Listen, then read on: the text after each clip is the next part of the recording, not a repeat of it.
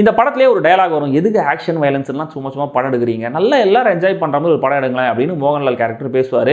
அப்படி ஒரு படம் தான் இது. Full of heartfelt moments நிறைஞ்சிருக்கு. ஆனால் அப்படியான ஒவ்வொரு அழகான சூழலும் சீனும் டயலாகும் சீம்லெஸ்ஸாக ஆர்கானிக்காக வருது. இப்படி பண்ணணும்னு டெலிபரேட்டாக நினச்சி பண்ண மாதிரிலாம் தெரியல, செம்ம எஃபர்ட்லெஸ்ஸாக தெரியுது.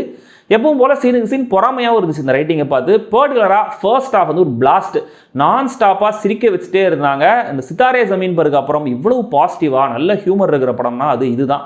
இன்ஃபேக்ட் காமெடியை பொறுத்த வரைக்கும் அதை விட இந்த படத்தில் அந்த ஹியூமர் கோஷன்றது அதிகமாகவே இருந்துச்சு. கொஞ்சம் தப்புனாலும் விரசமாக போகிற வாய்ப்புகள் அதிகம். ஆனால் ரொம்ப பேலன்ஸ்டாக நுவான்ஸ்டாக இருக்குது படத்தோடைய ரைட்டிங். அவ்வளவு சென்சிபிளான கதை, திரைக்கதை. விஐபி படத்தில் சாரி ரகுவரன் காமன் ஆடியன்ஸ் மாதிரி ரியாக்ட் பண்ணிட்டேன் அப்படின்னு விவேக் சொல்வார்ல, படத்தில் நம்மளை அப்படி ரியாக்ட் பண்ண வைக்க நிறைய சீக்வன்சஸ் இருக்குது. ஒவ்வொரு சீன் முடியும் போதும் விவேக் மாதிரியே நம்மளையும் மனசுக்குள்ளேயே சாரி கேட்க வச்சிடுறாங்க. செம்ம சூதிங்கான விஷுவல்ஸுக்கு ஏற்ற சூதிங்கான ஸ்கோரை கொடுத்துருக்காரு ஜஸ்டின் பிரபாகரன்.